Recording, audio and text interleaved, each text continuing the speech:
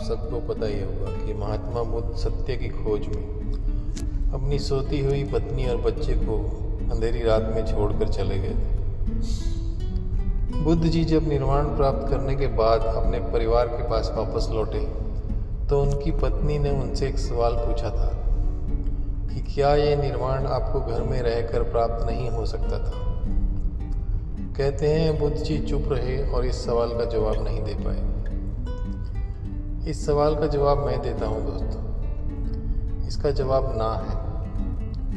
आप जब तक अपने आप को सांसारिक जीवन, मोह माया, भौतिक जुड़ाव से अलग नहीं कर पाओगे, आपको निर्वाण की प्राप्ति संभव ही नहीं है और परिवार के बीच रहकर ऐसा हो पाना मुमकिन नहीं।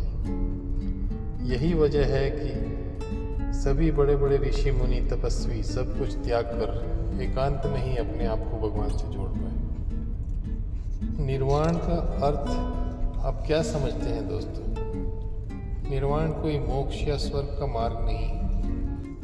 यह एक ऐसी मानसिक स्थिति है जिसमें इंसान चीज़ों, व्यक्तियों और अपनी परिस्थितियों, अपने दुख दर्द को यथास्थिति एक्सेप्ट कर लेता है और उसे किसी भी प्रकार के दुख दर्द से उसकी मानसिक स्थिति पर कोई भी असर नहीं पड़ता। अगर आप मानते हैं कि हमारे शरीर में आत्मा का वास है और आत्मा परमात्मा का ही एक हिस्सा है जो हमारी मृत्यु के पश्चात परमात्मा में ही विलीन हो जाती है, तो याद रखिए, अंतरात्मा का अनुभव करना, उसको पहचानना, अपनी शारीरिक स्थिति और क्षमता को अपनी मानसिक स्थिति से अलग करना ही निर्वाण प्राप्त करना है।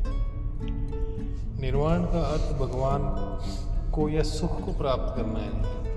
भगवान तो सदा से हम में आत्मा के रूप में विद्यमान है, जिसका एहसास हमें जिंदगी भर नहीं होता।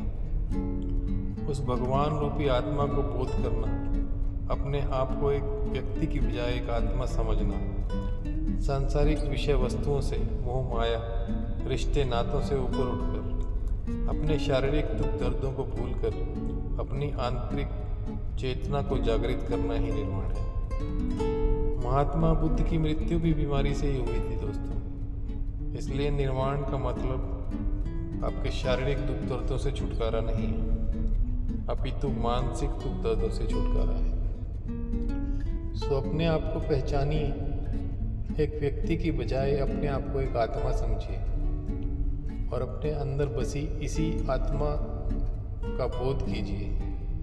यही निर्वाण है, यही शांति है। हरि ओम।